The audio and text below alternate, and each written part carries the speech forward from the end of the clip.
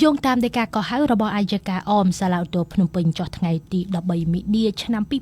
2025សាឡៅតូបានបង្គាប់ឲ្យក្រុមគ្រួសារជនរងគ្រោះក្នុងសំណុំរឿងឃាតកម្មដែលបង្កឡើងដោយអតីតអង្គការស្រីស៊ីណាចូលសវនកម្មនៅព្រឹកថ្ងៃទី14មីនា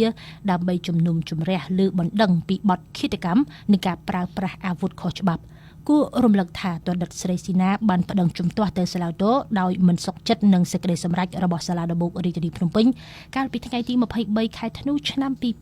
2024នៅក្នុងសេចក្តីសម្រេចសាលាដំបងបានតម្រូវឲ្យស្រីស៊ីណាសងសំណងខូចខាតជាង$250,000និងចោទប្រកាន់ពីបទឃាតកម្មប៉ុនប៉ងឃាតកម្មការប្រើប្រាស់អាវុធដោយគ្មានការអនុញ្ញាតនិងរំលោភលើលំនៅឋាន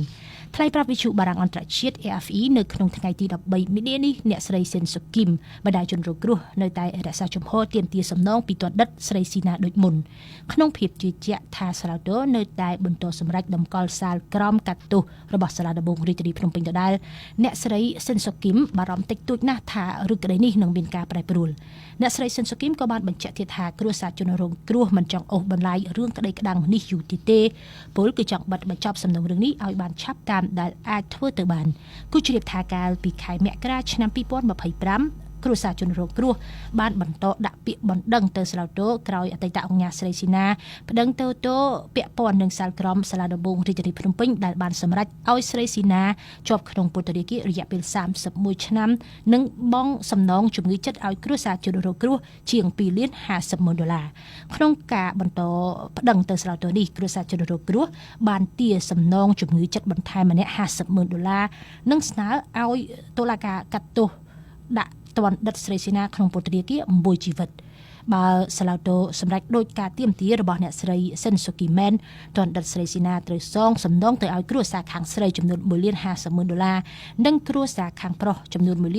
$152,000ចំណែកជនរងគ្រោះពីរអ្នកផ្សេងទៀតនៅបន្តទាមទារសំណងម្នាក់ចំនួន$20,000និងម្នាក់ទៀត$30,000ដដែលគួររំលឹកថាតៃតងញ៉ាស្រីស៊ីណាត្រូវបានសមត្ថកិច្ចចាប់ខ្លួនកាលពីថ្ងៃទី17មិថុនាឆ្នាំ